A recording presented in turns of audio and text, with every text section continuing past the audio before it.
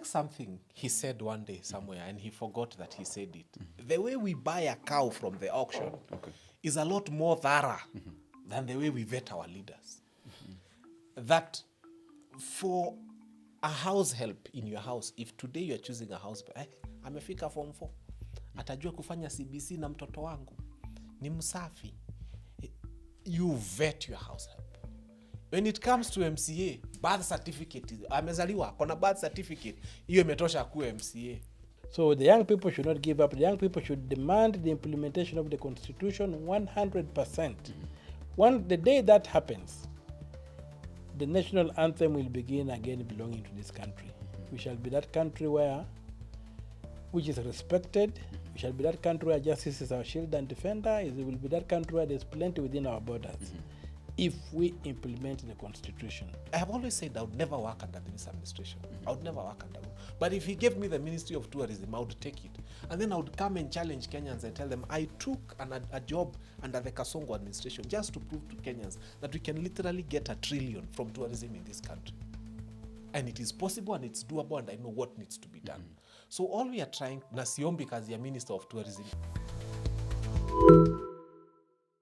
Good evening and welcome to the Powertable tonight. My name is Eugene Kwaj, and of course on the Powertable is where we get to bring you diverse issues, matters politics, matters governance, economy, and as we get to delve deeply and critically into these issues as we chew them into boluses which you, our viewer, can be able to swallow. On this panel tonight, we have two guests with me. And my first guest is called, of course, is the senator for Busia or from Busia County. How do you challenge it? From Busia County. And of course, we also have Fanya Mambo Kinuthia, who is also an activist and a political commentator joining us for this show. Our guest Omtatah is a presidential hopeful, human rights activist and public interest litigant, widely respected for his principled stance on constitutionalism and good governance. Kinuthia is a lawyer, a vocal advocate for accountability. He is also known for his bold critiques of the political establishment. While these two men have consistently challenged the status quo, Omtatah through his legal avenues, using petitions and lawsuits to push for systemic change, and Kinuthia through media platforms and public discourse, shaping opinion and of course demanding reform. Ladies and gentlemen, this is the Powertable with me, Eugene Kwaj, and of course it begins right now. Thank you so much, gentlemen, for this. For accepting my invite to come to the Powertable. And perhaps let me just begin with you, Senator. Senator, how's your day? It was great, and thank you for crowning it with this moment. Yes. Yeah, I had a great day. Before we begin, Senator, you work with young men and ladies a lot, Gen Zs actually. What's the motivation behind working with this young blood? I think we have a meeting of minds with them. Okay. I have an old body but a young mind. So I think they see my young mind, and we have a meeting of minds. Okay. Yeah. And also it's the future, so sometimes, most of the time when in the areas where I meet formally, where I sit formally, you'll find that most of the people there are on their way out. So the discussion is usually very boring because people are preparing to die. Okay. When you're among young people, people are preparing to leave, so it rejuvenates you. So I like hanging around young people. Okay. I think we are also going to touch a bit about the young blood, because there's been that question of why they have actually been sidelined. But that is a question for another time. Let me ask you, Senator, because you've built a reputation by challenging unconstitutional actions and exposing actually government excesses. And now actually you are running or eyeing the presidency in 2027. What exactly, if I may ask, do you see that is so broken in Kenya that only your leadership can fix? And actually, how will your brand of activism now translate into actual governance? And perhaps even as you talk about your senatorial experience, how has it now helped you in your journey of activism? Because it started way back before you became a senator. Well, to begin with, what is broken in Kenya is the same thing that was broken in the Garden of Eden. Adam and Eve broke the rule of law. and they lost paradise. Here in Kenya, we have disregard for the law, and we have lost our nation. So we need to get the law back as the foundation of society, and the law is the only manual that can help people rule, because mankind, if you look at it, even if you go back to the book of Genesis, for those who believe, you'll find that God gave Adam and Eve power over everything he had created, except over themselves.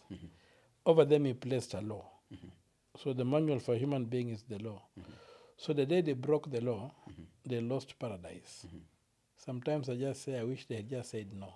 We would still be in paradise. So for the paradise we seek in Kenya, it's restoration of the rule of law. If we restore the rule of law, all these things we complain about evaporate, because there will be consequences to whatever actions you take. Okay. If you do good things, the law will reward you. If you do bad things, the law punishes you. So that's what is broken in Kenya, and that's what needs fixing, is to bring back the nation to be governed by law. As for, what was the other question? Generally, how your brand of activism will then translate into real governance. It's people who call And me, experience. it's people who call me that I'm into activism, whatever. Me, I'm just living my life. I don't like nonsense, and I'll tell you I don't want that nonsense. I'm just living my life. So the way I want to live is the way I get things done around me. If you don't, I want the law to prevail. If you don't follow the law, I engage you. So I'm basically I just want to live a good life, and I believe that I need to leave this world better than I found it. Yes. And I don't see why this country cannot be in the League of Nations that call themselves the first world. Yes. If it's managed well, I've seen it even has more resources than some of these first world countries. Yes. Except the resource it lacks is leadership. So then that's where the battlefront is. We need to take leadership, political leadership seriously. Okay.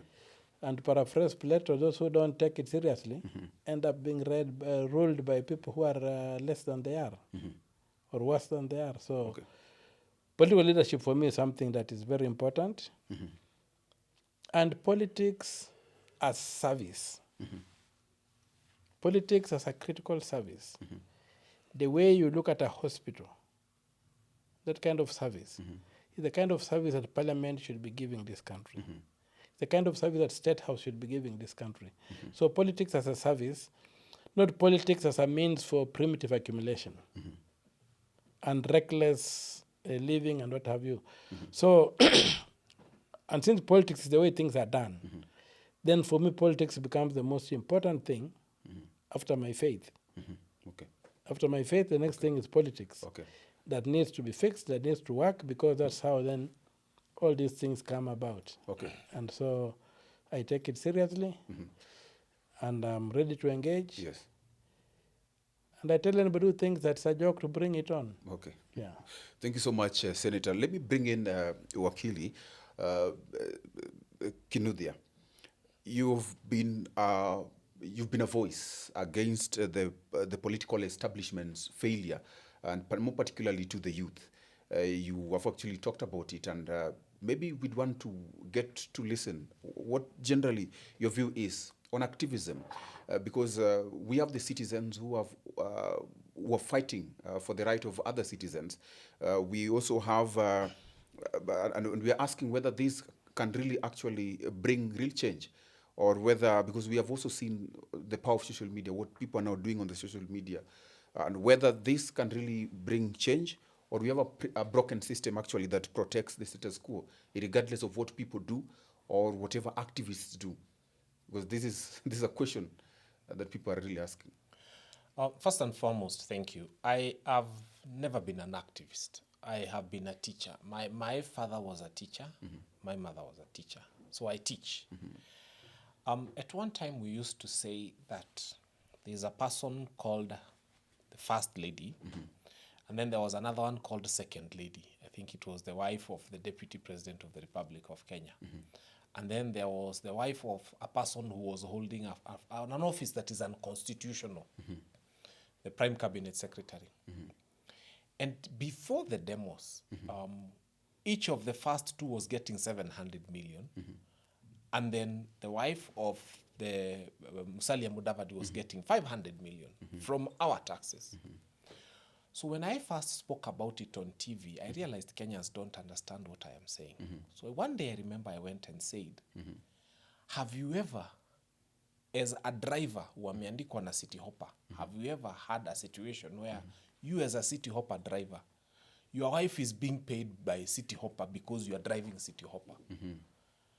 And Kenyans looked at me. Then I asked them, have you ever seen a school principal who has been employed as the principal of Alliance or Mangu or whatever other school? And then the government of Kenya pays the wife of the principal of that school because the principal is working for the school. And Kenyans said no. And I told them, then why are we finding it okay to pay one Kenyan lady 700 million, someone we never voted for? And someone who has got no constitutional mandate or office that they hold that serves us directly as Wananchi. Why are we okay with paying them 700 million? And the other one 700 million? By dint of that explanation, it went into the Gen Z's heads and the millennials' heads, and so many videos from TikTok started emerging on how we can fight finance bill and how we can also fight some of these useless ventures into which our money was being put into. And there are hundreds of examples of livid things that I have brought to the eyes of Kenyans by means of simplifying what to us looks like is normal, but should not be normal. Because we cannot say that we've hired Senator Okiya Omtatah, and therefore now because he's senator, we are paying his wife because he's senator from our taxes. That cannot happen anywhere. Now that's fine. So, but number two, I want to bring another image today. There is a bird called a hammer cop. From the word hammer, then cop, K-O-P. This bird called hammer cop, by the way, is an interesting bird. And by the way, it has a kisogo here, a long one on this side. This bird, whenever it wakes up every day, one of the things it does, it builds a very big nest, an abnormal nest, like the size of a pro box. That's the nest for this bird. It takes so much time to build that nest. Then after it's done building that nest, this bird starts collecting rubbish. Ikikutana na chupa mzee, anything, a piece of iron, an old phone, even your bow tie, if it collects, it just fills this nest with all that rubbish. Now, when you ask yourself, what will a bird do with a bottle of Coca-Cola, for example, that it collected on the streets and put in that nest? This is the leadership we are having in Kenya. We have people who've woken up and created nests to accumulate much more wealth than they will ever use in their lifetime and than their children will ever use. So somebody has got billions in Swiss accounts. Somebody has got trillions stuck up in money they will never use. This is what is killing this country, nothing else. When Senator spoke of primitive accumulation, this is what he meant. What is killing Kenya is when you wake up and somebody who is your neighbor has a car worth 35 million. And this person does not own any business. This person is an employee of government, but they have a vehicle worth 35 million. And their salary cannot explain why they have a vehicle worth 35 million. So this is where we are. It's the primitive accumulation. That is what is destroying this country. People who want to live too lavishly and people who want to show off too much. I mean, if you want to drive a car worth 35 million, be a business person, be self-employed, be a private person, that's okay. But you cannot be a procurement officer and you have the latest vehicle on the road. It doesn't make sense. Okay, quite much interesting. Senator, let me just bring you in. And of course, there's another critical issue when you talk about the youth inclusion actually in leadership. And actually, I've also seen you work with the youth, which you refer to as the future. I've hosted quite a number of them who say that the youth are the leaders of actually today. But generally, if you look at the politics, or rather the leadership at the higher echelon, over 75% of Kenyans are actually under 35, but the leadership remains dominated by those over 50 years. You look at even now the leadership that we're talking about, the opposition leadership. I've not seen you there. Perhaps you'll tell me, or maybe be able to tell us the coalition that you're part of, or rather what you have. But generally, if you look at even the opposition, the leaders that we have are people above 50. At the other side of the government, also people above 50. Our question tonight is, why do you think the systems continue to sideline the young people? Even after we saw the Gen Z protests, the revolution, we saw the young people outside. Yet, in the political equation, we still see the old, let me say so. Well, first of all, how many people does politics employ in a country like Kenya? In Parliament, you have about 400. That's both the Senate and the National Assembly. So if we were to give that to the youth, how many youth would that be? Would those be? 400. Yeah, what would it do? I think the issue is that what the youth are having right now is that they have no future. And that future cannot be found in politics, cannot be found anywhere. They just need employment. They need factory jobs. They need to go into the service industry. They need employment. And a few of them who can make it into politics can make it into politics. And I would also want to say that there's nothing really blocking the youth from being into politics other than capacity. Because even if you go wherever you go to look at right now, which people have the money? Which age group has the money? Like somebody challenged me the other day, said, okay, the youth may be many, but the money is with people around 50 going this other side. Because somebody has made this money, he has lived his life, he has saved, he has invested, he has grown his wealth. And sometimes these political positions require that competition. To me, what is important is that right now the youth are in a state of desperation. The education system is not working for them. That's to begin what the youth require, the rights of the youth. These people require an education. The children to youth require an education. The system is broken. From education, they require jobs. The system is broken, there are no jobs. And all those things, there's no way they can make an income. If it is a peasant economy, it collapsed long ago. It can no longer function. It's not there. So the leadership that we require right now is a leadership that can create new wealth in this country, that can expand the economy of this country, that can get the people working again, that can get these young people profitably engaged. A lot of them today cannot even access legitimate sex in the name of marriage because they can't afford it. So they're just there. So we need to get to a point where the youth can happily get married, you see. So when we begin looking at the number of young people who may be in political office, and I've seen some young people in political office who are worse than the old people. They come there and are like young hyenas with a lot of energy. They eat more than the old hyenas, you see. So to me, it's not a generational thing. Then the other thing is that youth is not a category. We were all youth at one time. You come out of it, you move on. So to me, the thing I'd really love to see is that right now, the political leadership, the legal framework for political leadership is open to everybody. But it's designed in such a way that only those with money or some form of money or who have created some reputation like IDEA have done are able to be considered for these elective positions, which are very few, by the way. So the leadership of the youth, for me, I would like to see that leadership. We have a lot of artists who are young in this country. How is the state investing in them to realize that potential? We have scientists in this country. We have people who are trying to invent things. How is the state investing in them? How are they allowing this leadership to come up from various places? And I will tell you that in any generation, even in Kenya today, the people who are making this country run are the youth. Be it by doing the manual work, be it by agitating for change, be it by attending rallies, is the young people are driving this country. So for me, the question is, how do we create these young people, the leadership we need to get in the world right now is a human resource leadership. How do we harness this human resource leadership? How do we give our youth the capacity to be equipped for the current economy? Some of them are. And how do we modernize our economy to absorb the skills these young people have? And remember, youth ends at 35.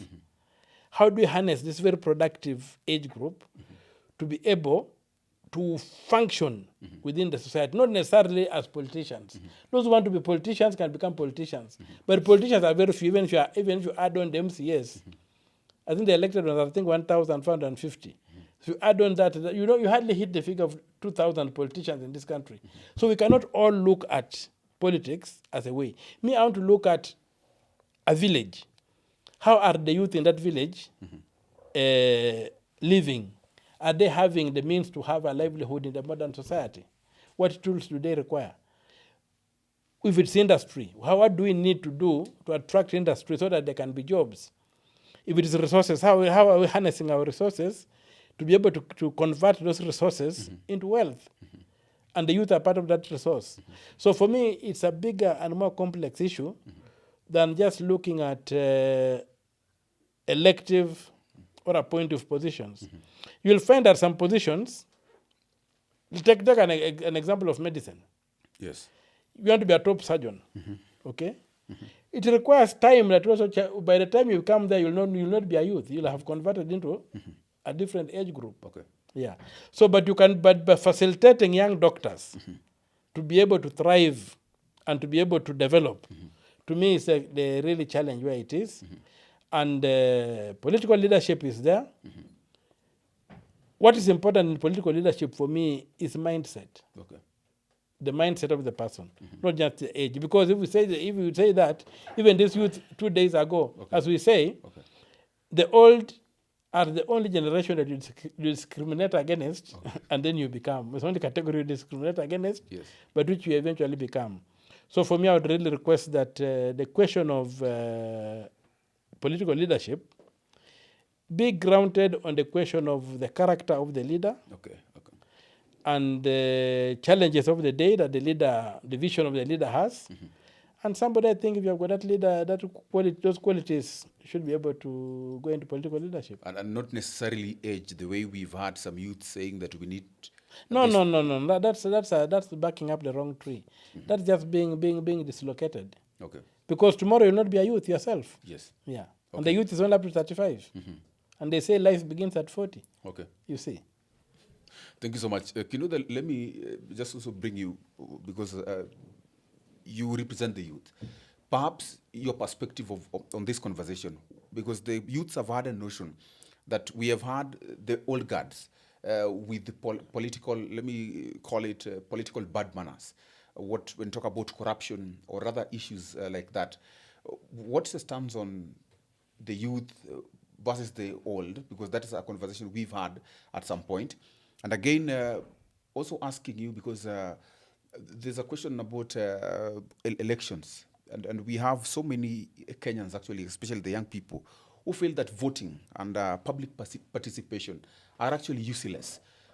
They feel as if the state already knows what they want, and it has already fashioned what it wants, and they know that probably it will do what it wants. So for a long time, we've actually experienced even voter apathy. What do you make of this civic disillusionment in the system? And of course, now the war against the old guard versus now the new elite, if I could say.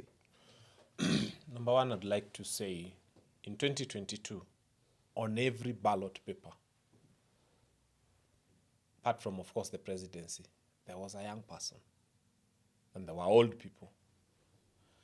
If you look at the IEBC voter register, the people aged between 18 and 40 were about 16 million out of 22 million.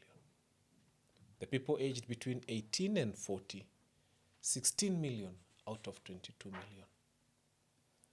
When you saw a governor who is 55 or 60 being carried shoulder high, he was not being carried by 50-year-olds.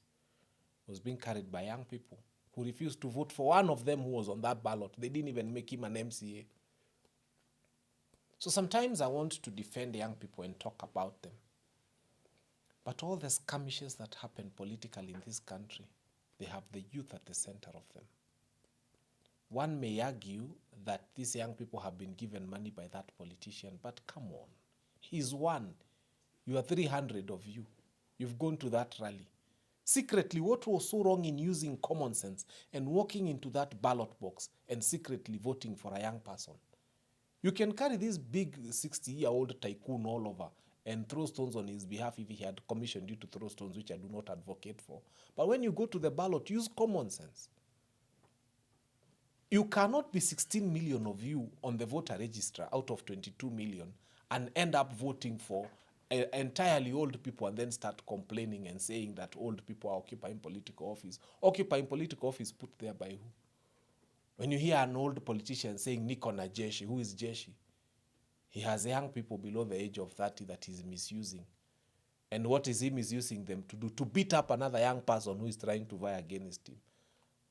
Until the young people decide that they have a new tribe called youth and that they can galvanize around themselves in that tribe called youth.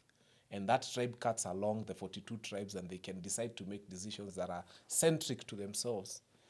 We cannot continue blaming. Can you imagine? We go into a polling station and 5,000 of us vote for an old MCA. Yes. Yeah, a 65-year-old MCA. And then we come and say young people are not occupying political office. And there was a young person on that ballot. So before we have a conversation about young people not participating in politics, let's just say they participate in politics, but from the wrong side, because they are being used to carry the wrong agenda and to do the wrong things. So we have to say that young people have to become their own best friends, and they have to put their own interests first. And if we do that, then we have a country. 2027 is coming. Let me tell you something. Yes. And this is important for young people. When the Gen Z Maandamanos happened, the Gen Z said they are leaderless, they are partyless, they are tribeless, they are everything less, which is okay. But now come 2027, and every other person is making moves that will lead you there. Honestly speaking, political parties will get people to parliament. Political parties will make governors, they'll make senators, they'll make even a president, they'll make members of parliament. Now, you've refused to participate in political party. You've refused to have leaders. You're saying you are leaderless. You know, okay, you've refused to have leaders amongst yourself. So those other people have arranged themselves and they voted for 290 MPs that you did not want. And then those guys go to parliament and after 2028, they are passing a horrible finance bill. And then the young people say again, we are leaderless. I sometimes would worry when I think about the person of, for example, Casmuel, who looked and said, look, if I remain here in a formless thing, I will be nothing in 2027. Because people are saying we are going to the streets to demonstrate, and then after we demonstrate, we are demanding for accountability. From who? From thieves. These guys are thieves. They've proven they are thieves. Then you demand accountability from them, and then you go home. And then you refuse to organize yourself to come and occupy positions where you can come and make decisions. And then you come and say those thieves are not accountable. And this is where I have a problem with young people. We have to remove that thing of leaderless. We have to remove it. That thing of partyless, we have to remove it. The only thing we are going to be left with is tribeless. And then once we remove those ones, we form ourselves. We must organize ourselves as young people. And we must now do a list of 290 credible young people, good leaders, and take them to parliament. But we also do a list and say, wait a minute, Omtatah is in that Senate. And I'm not saying that because he's here. He's done well. Why are we removing him? Let's give him a chance. There are a few other people, good leaders, that I don't want to appear to campaign for, but we all know them. And we say, Fulani has been fighting the good cause. He means well for this country. But the rest of these horrible, horrible ones, we just replace them with the ones that we want. And we have to choose from amongst ourselves the leaders that we want. This thing of saying we are leaderless, we are partyless, we are formless, we are not going to form anything. Let me tell you, those people who are leaderful, partyful, formful, are going to form government, and they will lead this country, and then we shall complain again for another 5 years. Quite much interesting. There's a lot of issues actually that we're going to discuss here on our topic actually, who will lead us now? It's a broad conversation, and perhaps I want to talk about something that you've mentioned and you've been a bit passionate about when you talk about it, and this is on the public debt and odious loans. And you've mentioned a number of times actually that some of these loans actually are taken without approval of the parliament. You've even claimed that Kenya's 11 trillion debt is illegitimate, if I got it right. Perhaps I would ask you that if you could assist us to explain what makes a loan odious, and how will you maybe your administration confront lenders and clean the books without triggering a diplomatic or economic crisis, if at all we do not have these loans, if at all they are not actually even there, the debts. Yes, to begin with, Yes. Andrew, first of all, there's something asked me earlier about my going to Parliament or what I've learned. When I went to my going to Parliament has been one journey of understanding how bad the problem is. Yes. It's like I descended into hell, and I saw for myself what hell looks like. My going to Parliament has been like going to hell and seeing what hell looks like. And now I've been able to appreciate the rot in this country, how deep it is. I've been able to access documents I could not access when I was outside. I've been able to focus on Busia County and look at, as part of my job, look at how it is run and what kind of operations are there. I've seen how rotten the system is. And it has inspired me more than before that this system cannot continue if you want to have a country. You are just at the brink of becoming a failed state. That's what my going to Parliament has done to me. The question of odious debt is part of the things that I've been able to realize. Although I've been dealing with the question of odious debt from 2008, when I began publishing about it in the newspaper and urging that the new constitution that was being conceived must clearly define how we should borrow money. I did 2 articles on odious debt, one in 2008 and one in 2010. And I'm happy that chapter 12 addresses the question of debt in a very, very clear terms, how you should borrow from special article 220. It's very clear on what should be done, and a budget should contain the debt. Each budget should have a should contain the debt and address the debt question in each budget. And you'll find that away from that, our parliament went and found something interesting called a debt ceiling from the USA. And they said, okay, this must look good. So why don't we apply a debt ceiling to Kenya? They forget that Article 220 has already stated out how a debt should be managed. They've gone to the USA and said, okay, this debt ceiling, USA against the GDP. So they come in. Then they do not read the history of a debt ceiling. When the First World War happened, why did the Congress allow the executive to spend without a budget? So it was a war economy. A debt ceiling is a war economy. So they did that, and for some reason, they moved away from the very, very protected way that the US used to be governed to this habit which now politicians now made it routine. And today the USA is heavily indebted. The only advantage they have is that they printed the dollar. And when they print the dollar, problems occur to those who use the dollar. They're able to export the problems to the rest of the world. But a debt ceiling is really arrant nonsense because it is pegged on GDP. GDP does not pay anything. GDP means nothing. Debts are paid from taxes. A debt is an advance tax. So when you are borrowing, you must be borrowing against your capacity to pay. taxes. So a debt should be really pegged on the capacity of KRA to raise taxes, not on the GDP of Kenya, which could be a GDP of how many people? 90% of the wealth being in only about maybe 10% of the population. And when you tax them at 30%, you don't realize what the promise of the GDP. You realize a very small tax base. So that's the confusion we have. So if Parliament can sit with a speaker and all those people there, all those experts there, and come up and say that we're going to govern Kenya's debt using the debt ceiling, without realizing that the debt ceiling is a war economy phraseology where you say, okay, you are at war. We will not limit how much you spend. Go spend, come back and tell us how much you have spent, and we shall rationalize that. You see today in America, Trump has been unable to make a budget.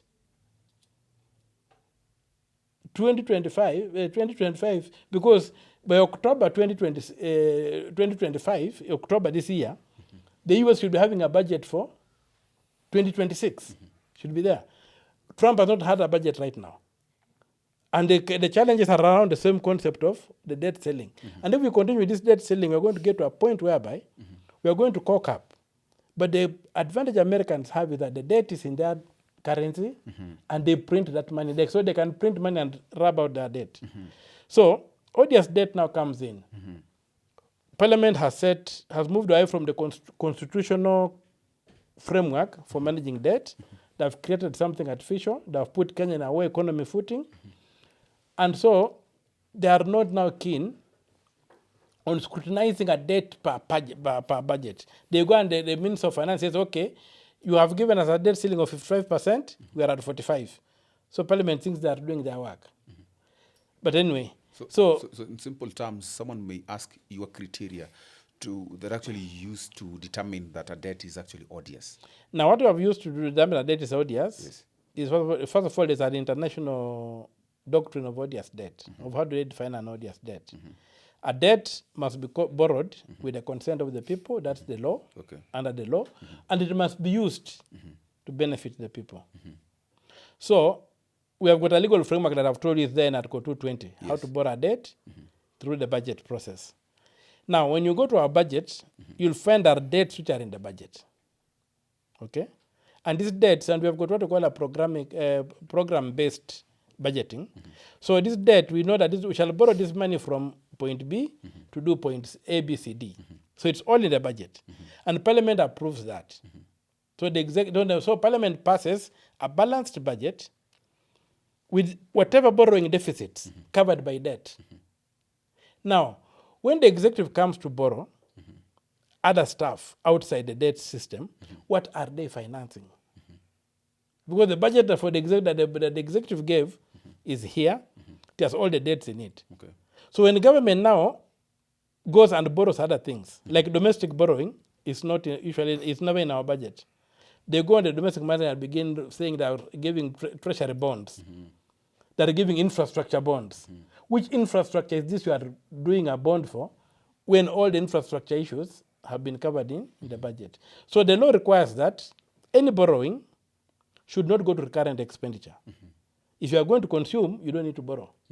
You only borrow for capital acquisition, for development expenditure. So when now the people go and they borrow, and the money is not tied to any development expenditure, like the Eurobonds, if you check them, the 7 billion USD, when you check all that money, you can't trace even a pebble where that money was spent on. Because the budgets were covered, the loans were covered there, and the budget never changed. There was no supplementary to bring in the Eurobonds. But these monies were borrowed. Where did they go? Recently, we borrowed about 240 billion in February 2024, ostensibly to pay the Eurobond. The law says all debts are paid from the consolidated fund directly. And it forbids borrowing a loan to pay a loan. But that's where we go. But the bottom line of an odious debt is that this is a debt that was not approved by Parliament. It's not budgeted for, and it has not been tied to any project. So it's money that is borrowed, but you can't see it in the economy. It's borrowed outside the law. It never enters the economy to do anything. You don't know what it does. And so that's how the odious debt comes in. Now, yes? Perhaps could ask this.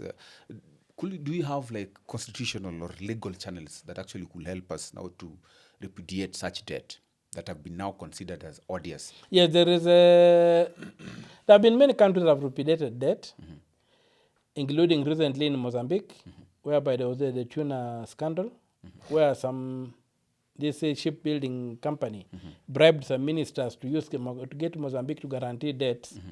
Then it turned out that the debts were not for the republic, and the Mozambique was able to pursue and overcome, and has been able to overcome that. But back in antiquity, we had got the Cuban debts, which the Spaniards had gotten, and the Americans were able to repudiate as odious debt. So there's a history of odious debt being repudiated. And so the first thing is to establish that the debt was acquired illegally. That's the first place which we are doing in the court where we are, that this debt was acquired illegally. It did not benefit the people of Kenya. It's a regime debt. So then after that, once you finish that step, the next step is what happens. If the sovereign has to pay, then what happens to those people who borrowed this money? And if this money was kept outside, as most of our Kenyan money is, can it be followed and brought back? Or can it be followed and given back to the people who lent it? And there's also the lender has got responsibility. Under the doctrine of odious debt, which is an international law doctrine, the person lending has a responsibility to ensure that he's lending money legally. Otherwise, it becomes like some bribe under the table which cannot work. In Kenya, we've got something very close to a repudiation of odious debt. You remember the Kenya duty-free case that was filed by Ali against the Republic of Kenya in the mediation center in Washington. Why did Ali lose that case? It was demonstrated that to get the contract, Ali, in his affidavit, a small part of his affidavit, showed that he bribed Moi. And so the Kenyan state argued that it is not public policy for a bribe to be given to the president for you to get a contract.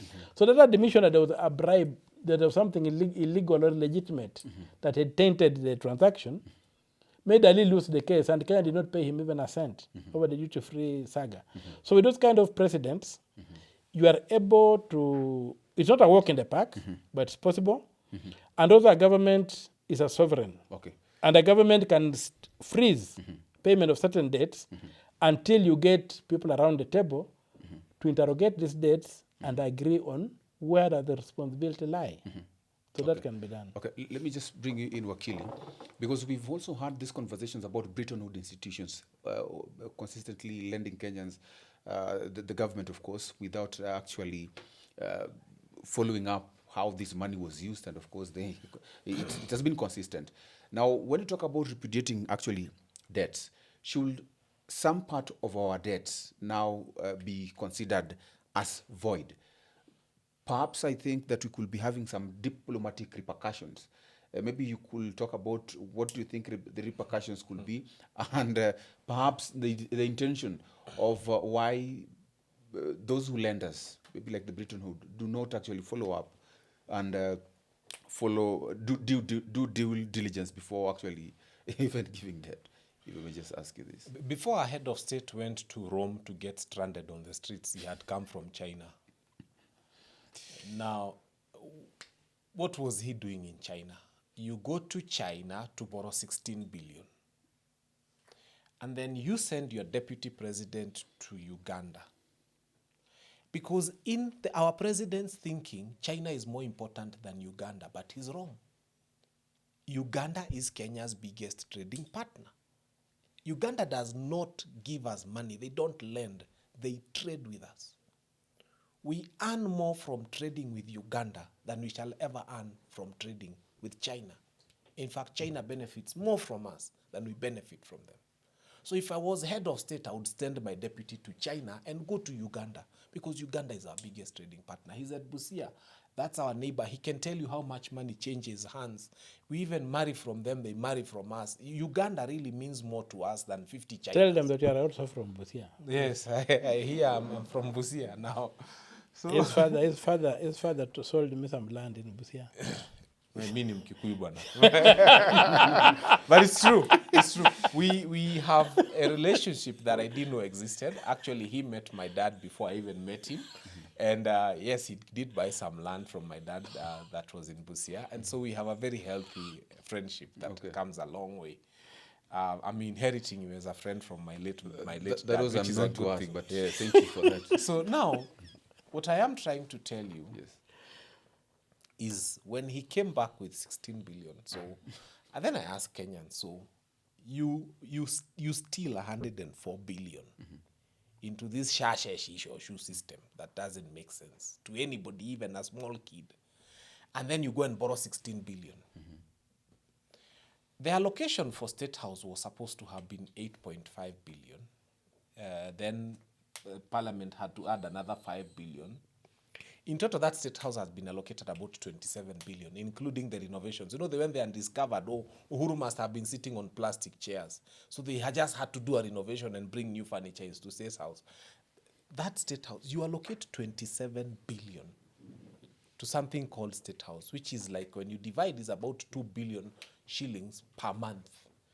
If you divide 2 billion shillings per month by 30 days, for those who have a calculator, you can help me. You'll see how much money is being gobbled at State House every minute. You can even calculate to the hour.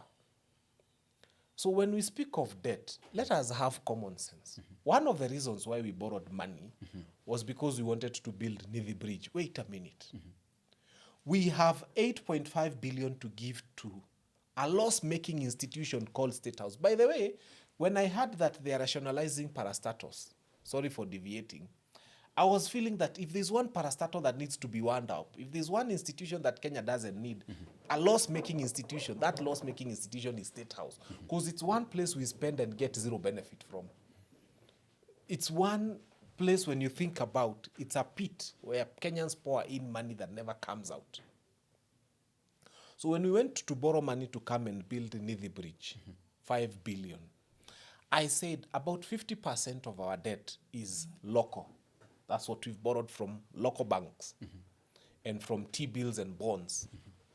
Believe you me, if we had gone to a bank, just a bank near Nithi, and told them, we want 5 billion, most of our banks, and we want to build a bridge from here to the other side, and tell that bank, we want you to set up a toll station here and a branch there, so that by evening you collect your money.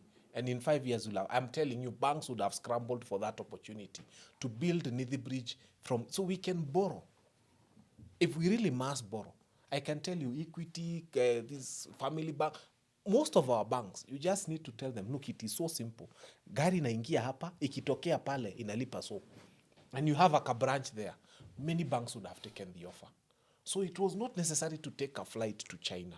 So when you want to know a debt is odious, because I like thinking, talking and speaking in a way that is very simple for Kenyans to understand, a debt is odious when it doesn't make sense. Because I don't see why you'd take a flight to go to China to come back with money to build the bridge. I mean, if he called 3 banks and told them we need 5 billion, the banks would have been happy to give that money. So we are here, but we are putting our monies in the wrong places. In fact, the Chinese look at us and laugh, and are these the guys who bought a software that we cannot touch for 104 billion. They've come to beg for 16 billion. You know, they even laugh at us. Yes. So it is lack of common sense, for the lack of a better word. Easy kizungu ingine mingi about those things. Kenyans don't even care. Just reduce it to common sense. And Kenyans will understand that no common sense was applied when Kenya was borrowing some of these monies. Okay. Yeah, because if we were applying common sense, furniture for $1 billion in State House, who told you Uhuru was sitting on plastic chairs? Okay. They asked you a question, the intention actually of now the Bretton Woods institution, for example, or some of our lenders would not follow up with where this money really was spent. Boss, you need to understand one thing. Why do people set up banks? Banks buy and sell money. They buy money cheaply, they sell money expensively. Okay. Those Bretton Woods institutions do not manufacture money. They have no factory for printing the dollar. They buy the dollar from the cheapest source. They come and put it in there. You know, there you have a shop for selling bread and milk. I think we were taught to sell all the wrong things. That ifungua kaduka ukue retailer, Boss, these guys go and buy money, they come and put it in their shop has money. Then they start looking for who is foolish to buy the money that they bought cheaply at the highest price. And they sell this money. And they make sure they look at your ability to pay back their money. And you have collateral that they can come for if you don't pay back their money. So I cannot blame IMF and World Bank for setting up a shop, but their shop now doesn't have the bread that expires and milk. Their shop has got dollars and euros and all sorts of good money, which they buy very cheaply from wherever they buy and sell very expensively to any fool who is available to come and buy money expensively. So it's incumbent upon us to elect leaders who are capable of understanding that IMF and World Bank are shops that were open to sell money, and they sell money to the person who can buy it for the highest interest. And therefore, if you send a leader who does not understand that, they get there and they are told very nice things, and then they are given favors, they get money, and boom, they sell your country. Yeah. So don't blame them for having a shop. Even me, if I had a shop where I sell money, that would be the best shop, opposed to selling these perishable things. Senator, you went to the court the other time when we had the Finance Bill 2023, and you did a lot of contributions actually when you went to the court. This year again, we are of course expecting another finance bill. We will get to know the details greatly, I think, in due course. But every year, finance bill actually load more taxes onto ordinary Kenyans, while waste and corruption still continue. And permit me to ask, is our budgeting system fundamentally broken? And then what reforms would you, for example, as a person who is eyeing the presidency, what radical reforms will you then propose to ensure that the public trust actually has been restored? Because when we saw the Gen Z protest, one of the issues was of accountability, where the leaders could not actually account for where this money has been. And what he is even saying, Kinuthia, that there's a lot of scandals and actually people cannot even trace where this money are actually going. So what radical reforms will you suggest, if at all this indeed is a broken budgeting system? Well, to begin with, I'll say that when you go back to the question of the odious debt where we have been, yes, from 2010 to November 30th, 2024, we had borrowed about 5 trillion shillings. We borrowed that including what we had carried over from independence, plus what Parliament approved. Parliament approved that we had about 2.7 that we carried over from independence. Out of Kibaki, we assume that comes from independence, was before the new constitution. Then under the new constitution, Parliament approved 2.3 billion. That comes a total of 5 billion. In the same period, we have paid, and that's including interest and whatever. We have paid 8 trillion. They approved it, they borrowed 5 trillion plus interest. We have paid 8 trillion, which means there's 3 trillion over and above what was borrowed and what has been paid. So technically, we should not be having a debt in our books. We should be having a surplus. Then you get a 3 trillion, then you find that the central bank says we owe some 11.7 trillion. We call it 11 trillion. So when you get this money and you add together, you get a figure of about 13 trillion that you are supposed to be owing. Then you ask yourself, where from? These 13 trillion that we are paying, where from? Either these characters have been taking money from the central bank and not paying the debts that were due, those 5 trillion, and they have also borrowed money that we are not aware of. It's not missing. Now, when you go down to how we are repaying these debts, you find that the last budget, we spent 1.7 trillion paying debts. This year, this annual year is a 1.9 trillion. Now, 1.7 trillion, the one I've computed, 700 billion went to repay the principal loan. 1 trillion was paying the interest, which means we shall never be able to redeem that debt. You get it? Now, that's what is driving the high taxation. Because out of every 100 shillings that are taxed, collected in taxes, 82 shillings goes to pay the debt. You see? So we remain with how much? 18 to run government. That's where the problem is. So to fix it, you have to stamp down on that particular arrangement and get to know what is this money we are paying coming from and where is it going. Then now the taxation, you have this thing called the finance bill. The finance bill itself is unconstitutional because it's an omnibus bill. Yani it's a collection of so many bills, of so many amendments, and under the parliamentary both common law and whatever, this kind of bills, omnibus bills, are only used for editorial purposes. To edit. But if you're going to make a substantive amendment to anything, it must come as a standalone bill. So the finance bill itself is unconstitutional to the fact that it gathers all amendments on tax laws, dumps them there, and then in a summary form wants to pass them. You should come and say, we want to amend the income tax. This is a proposal to amend the income tax as a bill, and we are amending the income tax. The rationale for amending this tax. We are changing VAT. What's the rationale for that? So we need to have standalone bills amending tax laws. This idea of finance bills is a lazy way of doing things. It's unconstitutional.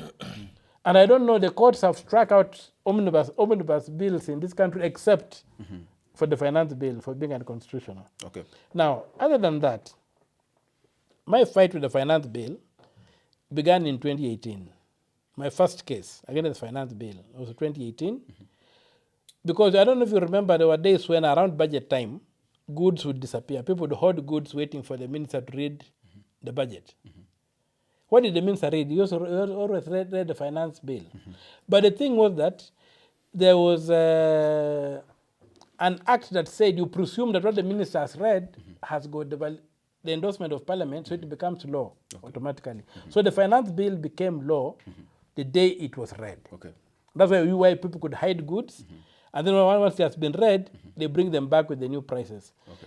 I went to court in 2018, and I had that law quashed from the law books. And then it was ordered in my case that the finance bill should be published by deadline of 30th of April. That's why I saw this last one being published. And then Parliament went ahead to accommodate that judgment. They introduced Section 39A of the Finance Management Act to create room for the finance bill. So now, after that, people begin debating the finance bill. And so we have had that debate until we have gone on and we are getting where we are. But fundamentally, we should abolish the finance bill. It's unconstitutional.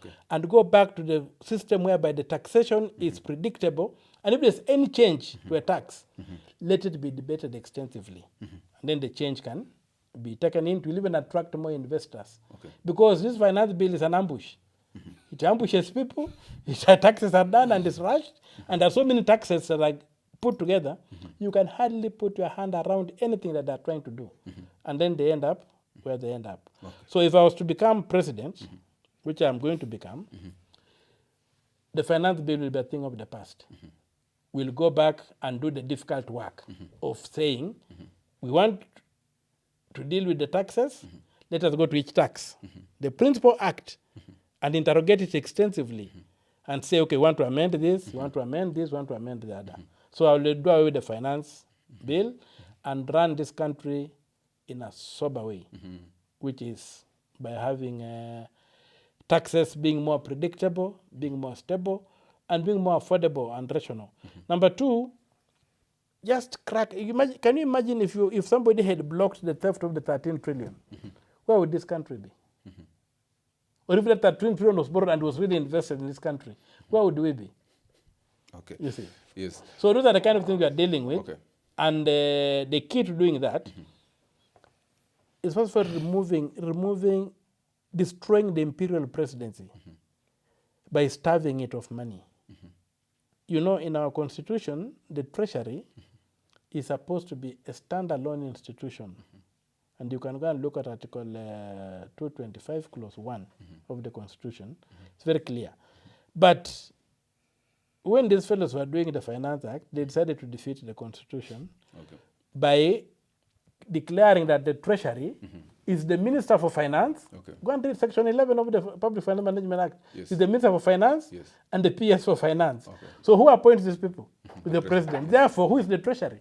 The President. And that's why even MPs today run after the President and pray that do this for us, do this for us, and yet they make the budget. Okay. If we took that power away and took the purse back to Parliament, where Parliament then decides where the Treasurer is independent, Parliament makes a budget, and the control of budget supervises how that budget is implemented.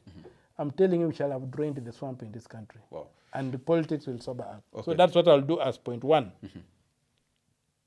Control public finances. Okay. Let me ask you, I know we are short of time. We are almost coming to the end of this conversation. But let me just loop you in on this conversation. Because we are talking about corruption. And I'm just wondering whether we've lost the war on corruption. When we talk about fighting corruption from below, perhaps if you could just ask that, what is then the role of the common citizen in fighting corruption and actually fighting graft? And actually how then will we build a culture of accountability generally? Is it only the political class that have this issue of graft, or is it also with us? I think let's start from where you've last asked, what is the role of the common mwananchi? I think sometimes what happens is you are found overlapping. You're told the fine is 20,000. The policeman tells you, give me 1,000. You'll give him 1,000.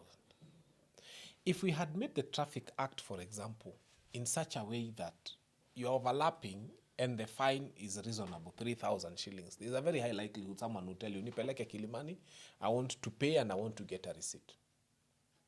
So sometimes in our ambition to collect too much taxes, we make it impossible for government to collect money. Why will this shirt, for example, leave Mombasa, go to Kampala, and find itself cheaper in Kampala? Because most of the people who are trading in shirts here in Nairobi usually take the Kampala-bound bus, go and buy shirts that went through Kenya, then bring them here because the duty there, and then, of course, wanacheza mchezo kwa boda. That's how they are making their money. So when you make things extremely impossible for people, they look for a way to go around the law. But I can tell you, if the tax on this shirt was 100 shillings, as opposed to 500 shillings, what would Kenyans do? They would pay the tax because it's easier to pay the tax. But when you make it too expensive and too impossible for people, that's when they go around things. But number two, and most importantly, because sometimes we are seen as people who bring problems and never bring solutions. One of the reasons we have finance bill in this country is because Kenya is devoid of common sense at that top level. And that's why we must drain the swamp and bring in common sense at that top level. I'll tell you why. Spain as a country has a population of about 60 million people. They get about 120 million tourists per year.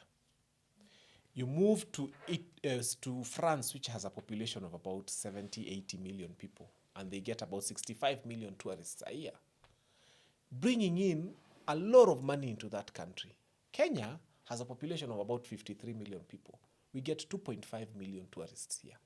By the way, ukienda France, wanaenda kuona kakitu kajinga kanaitwa Eiffel Tower. A tower like this, an Eiffel Tower. And then you're saying you're being told you're going into Paris, the street of love. What love? This country has got some of the 7 wonders of the world. You will not see the wild beast migration anywhere else other than here in Tanzania. If today Kenya was to be serious and to use common sense, we are getting about 144 billion per year from tourism, 2.5 million tourists. Kenya should get minimum of 10 million tourists, each spending about 1 million shillings, which is about $10,000, 1.3 million shillings. Kenya could comfortably make 1.3 trillion from tourism only. Then this nonsense of killing Kenyans with taxations would die. A president wakes up and brings rebels hapa KICC, rebels from Sudan. Wanakuja kutusumbua hapa KICC. And then we lose tea trade worth 5 billion. Then we go and beg for 5 billion to build Nithi Bridge. So before you discuss finance bill, let us discuss, are there other ways that this country can make money? We have not traded with the world. We are nowhere. 60 years after independence, we are using imported underwear. What's wrong with us? So toothpick. Every Kenyan house today uses a mwiko. I made a mwiko in Standard 7 Art and Craft. And today, the standard mwiko is coming from China. In a house, in a country where their staple food is ugali. So as we think about how we are going to help this country, let us introduce common sense. That before you tax Kenyans, ask, can we make money? Because we are just thinking, I got 500 from him, this time I want to make 750 from him. But we are not asking ourselves, are there things that the country can do to earn money? And I can tell you, when we start introducing such kind of common sense, I have always said I would never work under this administration. I would never work under. But if he gave me the Ministry of Tourism, I would take it. And then I would come and challenge Kenyans and tell them, I took a job under the Kasongo administration just to prove to Kenyans that we can literally get $1 trillion from tourism in this country. And it is possible and it's doable, and I know what needs to be done. So all we are trying, Nasiombi as the Minister of Tourism, all I'm just trying to say is that this country has not taken a decision to put, and let me end by saying this, because I have another show somewhere. Yes. You know, my friend, sometimes you wake up and I like something he said one day somewhere, and he forgot that he said it. The way we buy a cow from the auction is a lot more thorough than the way we vet our leaders.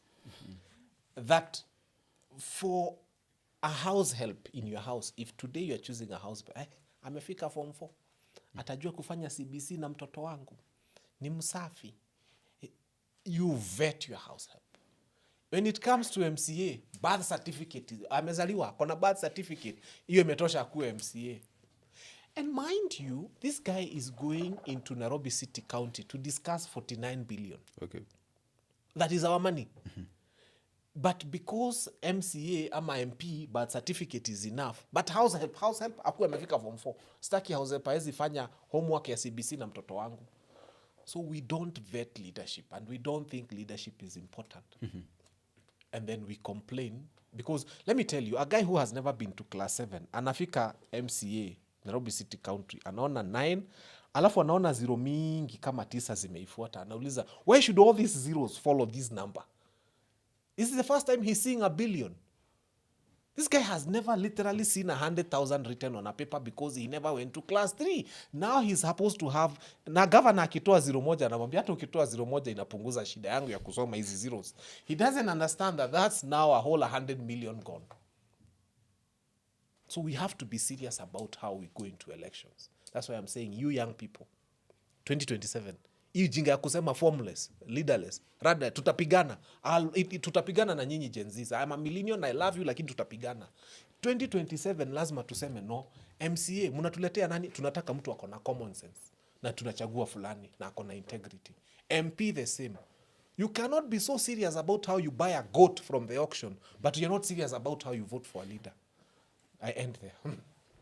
Thank you so much. Thank you so much. And perhaps, of course, I'll also give you a chance to give your parting shot. Senator, maybe if you just had a message to send to the young Kenyans who've actually lost faith in politics, because we have such people who have actually lost faith in politics and leadership. What will you say to convince them that change is still possible, actually? And, of course, as they continue looking up to you, and even your presidency. What I'll say is that, first of all, that they're the spearhead of the struggle. In any society, the young people are the spearhead of the struggle. Even right now in Russia and Ukraine, the people dying are the youth on both sides, not the old men. So it's them who carry this country on their shoulders, and this country is a going concern. What we need to do is to uproot the bad, to remove the bad culture and to remove the rotten eggs. And this country will just succeed and sail through. And it's a half-done job, because we have a constitution, which is very prescriptive. So the young people should not give up. The young people should demand the implementation of the constitution 100%. The day that happens, the national anthem will begin again belonging to this country. We shall be that country which is respected.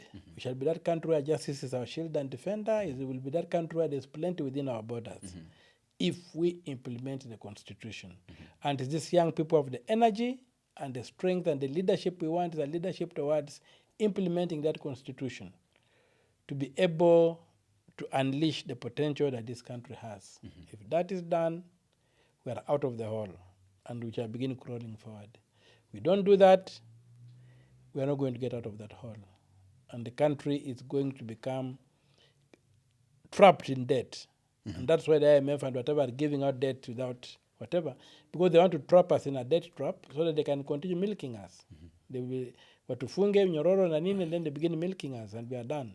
So the young people are the people who have got the tools, who have got the energy, who have got the numbers. So let them register to get IDs, let them register as voters, and let them prepare to end this culture of a vulture class getting into politics, and let them give us politicians who can run this country fairly. And I'll be asking to be the president so that I can take some very, very hard decisions that need to be made without laughing, without smiling, but without insulting anybody. Just say, this is the law. I didn't make it, but for as long as it's the law, obey it. Okay. Yeah. Thank you so much, Senator Okiya Omtatah. We'll be able to actually call you for another conversation, talk about and elucidate some of the issues are surrounding your presidency. Maybe as you talk to the young people deeply about your presidency. And thank you so much, Kinuthia. I don't know whether you have a parting another something you want to say. I think, thank you. Yes. Thank you. Keep doing the good work you're doing. Yes. And I tell every Kenyan, wherever you are, my friend, ukiona kitu, even it's just your TikTok space, whatever space you're on, let us talk about the things that are happening. Let us engage in meaningful conversations, but with a view to build, not with a view to destroy. Thank you. Okay. Yeah. Thank you so much, Kinuthia Fanya Mambo. He says he's not an activist, but a teacher. Thank you so much for also joining this conversation, of course. I'm an activist because Article 3, Clause 1 of the Constitution, it requires us to uphold and defend the Constitution. Step out of your comfort zones and say, this is the Constitution, let us stand by it. So I'm an activist. I also believe that Jesus Christ was an activist, because they say an activist basically says that things can be better, and this is the better way of doing things.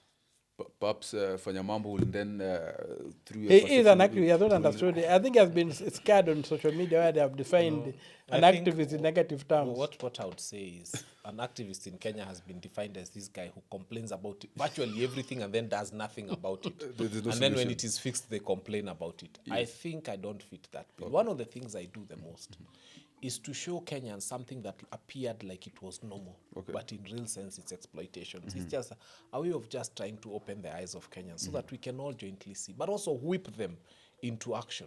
Because I can tell Gen Zs, you guys have good energy. Baki mukikosa kutuchagulia some of your own people into these positions of leadership, you have made a mistake.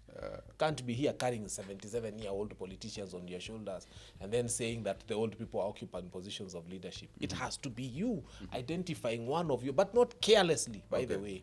Get a good one and support them and put them into a place of leadership. Thank you so much. That is Kinuthia Fanya Mambo joining us for this conversation. Of course, we also have the presidential hopeful, Senator Okiya Omtatah, joining us for this conversation. Thank you so much also our viewer for joining us from wherever you are. This is the Powertable. This is where we have bold conversations with bold people. We bring in various thought leaders to converse at various issues that are affecting you, our viewer. Well, for tonight we are done, and my name is Eugene Kwach. I'll see you next time.